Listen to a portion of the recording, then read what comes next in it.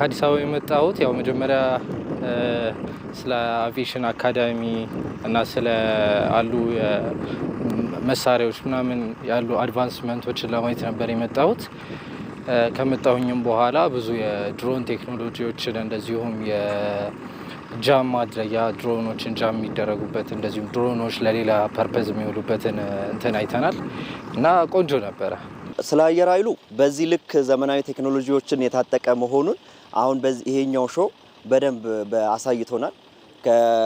ከጀቶቹ አንስቶ እስከ ድሮኖቹ እስከ ለካርጎ እስከሚጠቀማቸው ድረስ በጣም ዘመናዊ የሆኑና ምን ያህል ራሱን እያደራጀ እንደመጣ የሚያሳይ አይነት ሾው ነው ይሄ።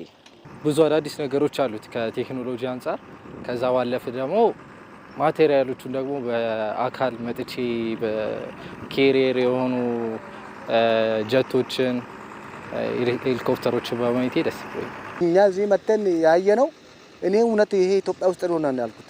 ለምን የተለየ በቃ ትልቅ ነገር ነው አየሁት እና ስለዚህ በጣም ደስ ይላል። በዚህ ልክ አልጠበኩትም እውነት ለመናገርና በጣም ነው የሚያኮራው፣ በጣም ነው የሚያስደስተው።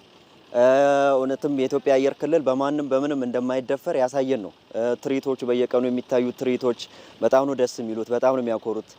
ፓይሎቶቻችን አንድን ይሄንን የሚያክል ብረት አየር ላይ እንደ ቅጠል እንደዛ ሲያሽከረክሩት ማየት በጣም የሚያኮራ እንደ ኢትዮጵያዊም እንደ አጠቃላይ እንደ አፍሪካዊም እውነት ለመናገር በጣም የሚያኮራ ነገር ነው እዚህ ያየነው ነገር። ድሮ ወደዚህ ስንመጣ እንኳን እዚህ ግቢ ለመግባት አይደለም በመንገድ ብንሄድ ወደ ሲታይ እንኳን ምን ታያለ ተብሎ ነበረ ብትባረረው ማለት ነው። ዛሬ ደግሞ በለውጡ መንግስት የተለማ የልማት ማየት የመጡ ሄሊኮፕተሮች ማየት በጣም ለኛ ለሀገር ለኔ አይደለም ለሀገር በጣም ትልቅ ነው እንደ እውነቱና አውራ ከተማ ላይ ማለት ነው።